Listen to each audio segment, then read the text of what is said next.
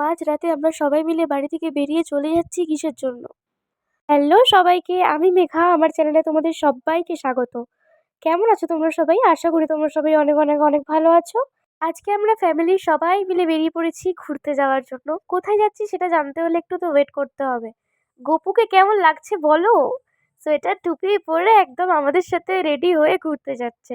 আমরা মোট ২০ জন মিলে ঘুরতে যাচ্ছি মামার বাড়ি, পিসির বাড়ি।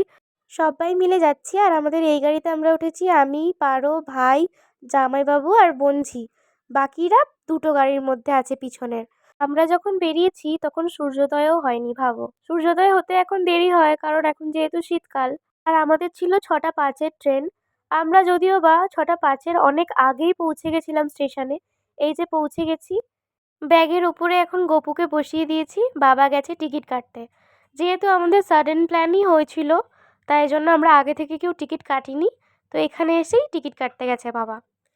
ঘুরতে যাওয়ার আনন্দে না রাতের ঘুম আর হয়নি, মানে সারা রাত জেগে আছি।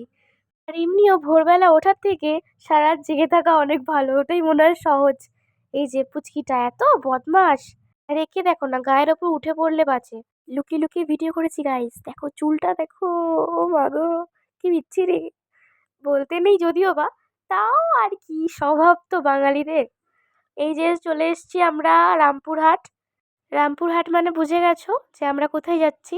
হ্যাঁ, আমরা যাচ্ছি তারাপীঠে। এটা ছিল একদিনের একটা শর্ট ট্রিপ। আমি বাকিটা আবার নেক্সট পার্টে শেয়ার করব। ততক্ষণের জন্য সবাই সুস্থ থেকো, ভালো থেকো, টাটা।